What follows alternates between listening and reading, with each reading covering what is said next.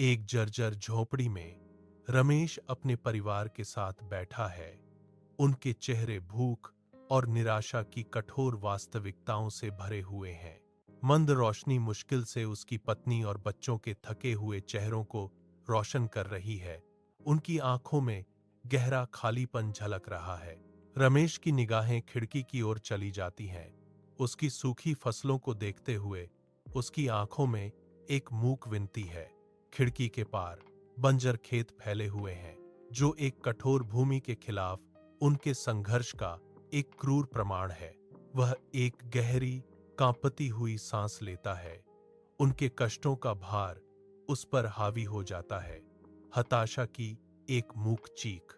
उनकी आंखें पीड़ा के सागर, भूख और गरीबी की अथक पकड़ का सामना कर रहे एक आदमी के गहरे निराशा को दर्शाती हैं। जंगल के किनारे रमेश, जिसका चेहरा कठिनाई से उकेरा हुआ था, एक कुंद घिसे हुए कुल्हाड़े से जलाऊ लकड़ी काटने के लिए संघर्ष कर रहा है। कुल्हाड़ी की हर हताश खटास उसके भीतर बढ़ते तनाव को दर्शाती है।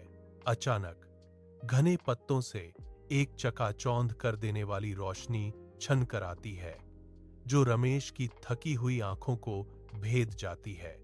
उसे एक चमकता हुआ कुल्हाड़ा मिलता है, जो चमत्कारिक रूप से एक पेड़ के तने में फंसा हुआ है, जिसकी पॉलिश की हुई सतह चमक रही है।